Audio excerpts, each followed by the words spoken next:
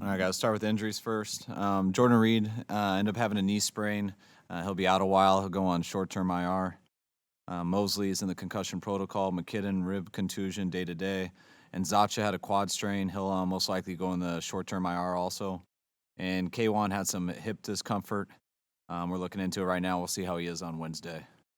As far from the other guys who didn't play, D4, no issues. I mean, nothing's changed.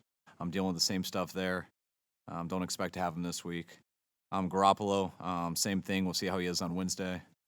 Greenlaw, quad contusion. Still don't plan on having him this week. Kittle, we'll see how he is on Wednesday. Mostert and Witherspoon also in the same boat. Go ahead. Hey, Kyle, in addition to just what happened on the field, what did you guys gain from that week away? What do you think? Do you feel like it brought your team together? What was some of the benefits of being away for that long? Yeah, last week was, I mean, last year was the first time doing that for me personally and for our team since we've been here. And I thought it was similar. It was a similar feeling of last year. You know, it's nice to go to an away game. When it ends, you go to a hotel and you kind of get to hang out that night instead of everyone leaving a game and going home. Spend Monday and Tuesday together and kind of just get to stay in a hotel all week. Where I think it is good for camaraderie. Players get to spend a little more time together, especially with the shorter training camp, not having an off season, with the quarantine and everything. I thought it was even more important for us this year. And being at a place like we were at the Greenbrier, that was a great spot. I think it made it more fun for the players too, and I think it's helped us. Kyle, you've had several players make contributions this year who didn't play, or in Nick Mullins' case, barely played at all last season. How unusual is that, and what does it say about them to be able to do that, especially with the limited offseason, no exhibition games, and all that? I mean, it's something that's. I mean, it happens every year in the NFL, and I mean, that's why your team changes throughout a year. It's never the same at the end of the year as it is at the beginning. It's usually different in the middle. It's a very violent sport, so there's always a lot of turnover. I do feel like we've had a little more than usual this year. But that's also why a lot of those guys like Nick and stuff had some playing time. They have been in there before. Guys like Ross Dwelly who got to play a lot. I mean, that's how School and Brunskill got their starts last year when I think they had about 4 games when we lost our tackles and stuff. And that's why Jeff Wilson's, it wasn't his first time out there. So I think we've been in that situation where guys have gotten some opportunities. We've had some more. I think we had a little bit of better luck last year than the year before, but it was good for those guys to get out there again. And I thought for the most part, they all played better. Kelly, I know you said short-term IR for Jordan Reed. What was his disappointment level, just kind of given all he's been through to finally be back and then have this? And also, how do you think he played over the first few weeks? I think he played great. I was really happy with Jordan. Got a little late start with us, and especially in a short off season. Eased him in there the first game, but did great in his 10 plays that he got. I thought he was one of the best players on the field in the second game, and he was coming out strong in this game, and he was going to be a huge part of that. And had an unfortunate injury, recovered from the ankle there in the end zone, but ended up spraining his MCL, I believe, when he came back for that catch that he hit where they got him a little bit low on. But I know he's disappointed, but not discouraged. You know, I think he was really liking where he was at. It's something that's going to take some time. Just what they say, probably 6 to 8 weeks, which does take some time. So I know he's disappointed in that, but nothing that's going to affect him after that. He'll hit his rehab hard, and hopefully we can weather the storm while he's gone, and he'll come back to a good team. Kyle, is Deebo Samuel going to be activated for Wednesday's practice? And if so, what has his mood and mindset been like during these last few weeks? Yeah, we should get him out there practice Wednesday. I know he's been chomping at the bit to get back. I know he's really made a lot of progress here in these last 14 days. So I know he's pumped to practice. I mean, I know he's pumped to play. We'll see how he is. I know he's conditioned right. I know he's healthy. I know he's feeling good. But Wednesday will be his first time in a football practice since Super Bowl week of last year. So we got to take that into account also. So we'll see how he goes and how he does in these 3 days, and then we'll evaluate that at the end of the week. Kyle, in the game, you used Brandon Ayuk, very similar to what you've done with Deebo Samuel. Did you see that from him? Is that kind of what you pictured doing with him before you drafted him? I mean, I don't think you ever, and you don't take guys just to hand the ball off to them. I mean, the same thing with Deebo. But when they are physical runners, when they have the speed to do it, and they compete while doing it, it's always a good bonus. And Deebo's someone who is as good as I've been around at doing that last year. Ayuk showed that a lot in his college tape, whether it was just catching the ball and running after the catch or getting some handoffs. And he's been really good in practice with us so far too. So it's good to have a few guys out there you can choose to do it and do it with. And I think we have more than just those two also. Kyle Nelson had probably the worst game of his career. Did you get a chance to talk to him, and what's the situation with him after Sunday?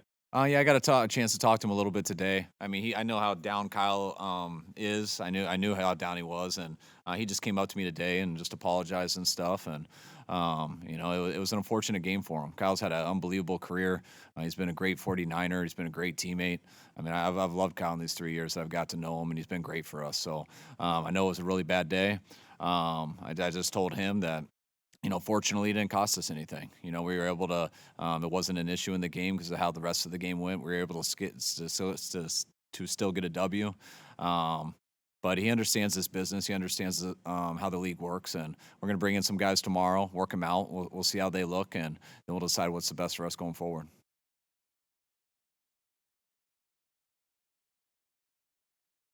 Hey, Kyle, a day later, going through the game film and looking at what Nick was able to accomplish, how did he do? I mean, to the naked eye, it looked pretty darn good, but how did it look when you kind of dove into it? I think pretty much how it looked to you guys. I mean, he was very efficient and made all the plays that were there, and then made a number of plays that weren't there. Extended a few, had a few big third downs, a few big second and longs. He kept us on the field for a while and played tough, and I was very impressed with him. And each time I watch it, I feel stronger about that. Hey, Kyle, my internet connection has been a little spotty, so apologies if you already mentioned him. But do you have any sort of an update on D Ford? I know last week you had indicated he probably wasn't going to play this week. Yeah, no, same issue. I mean, he's not going to play this week, and we should decide in the next few days whether to put him on short-term IR or not. So, but we haven't decided yet. We'll see how that goes here in the next few days.